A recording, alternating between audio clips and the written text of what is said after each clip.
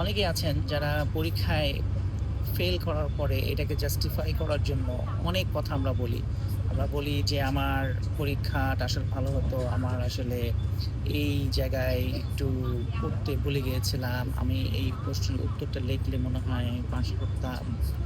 অথবা, "আমি না আসলে অনেক কিছু ট্রাই করেছি কিন্তু তারপরও আমাকে টিচাররা পাস করায় দেয় নাই।"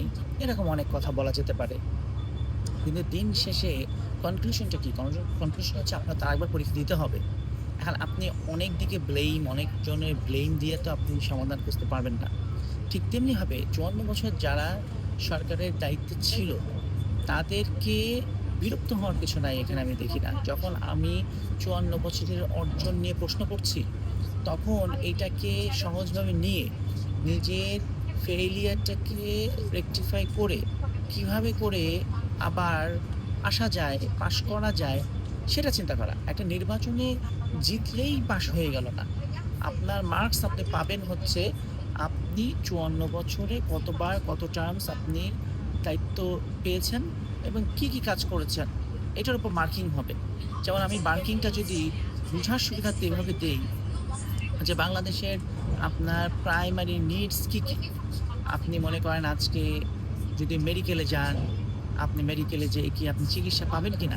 আচ্ছা আপনি যদি চিকিৎসা না পান তাহলে আপনি প্রাইভেটলি চিকিৎসা যে নিবেন ওই টাকাটা আপনি পাবেন কোথায়? গেল মেডিকেলের একটা ইস্যু, এভ্যালুয়েশন, অ্যাসেসমেন্ট, পর্যালোচনা যে ৫৪ বছরে আমার অবস্থান কি ছিল? আমরা এই খাতগুলা নিয়ে কি করেছি? দ্বিতীয়ত আবার আলোচনা হতে পারে ফর এক্সাম্পল আপনার একজনের যদি আজকে কর্মক্ষমতা হারিয়ে ফেলে, কাজ চলে যায়, তার বাচ্চারা কি খাবে? সংসারটা চলবে কিভাবে? এইভাবে কইরা অনেস্ট ভাবে আপনার evaluation করলে আপনি দেখতে পারবেন আপনি কত মার্কস পেয়েছেন।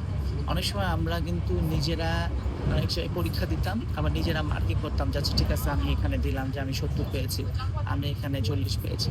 তাই না? তো এইভাবে করে দেখলে আমার মনে হয় যে আমার উপর অথবা কারো উপর বিরক্ত হওয়ার কিছু নাই। কারণ দিন শেষে আপনি যেই ফিল্ডে খেলতে নামছেন, পরীক্ষা দিতে নামছেন, সেই পরীক্ষায় কি আপনি উত্তীর্ণ হচ্ছেন কিনা সেটাই হবে হচ্ছে অ্যাচিভমেন্ট। নির্বাচনী জেতাটা আমি অ্যাচিভমেন্ট হিসেবে দেখছি না।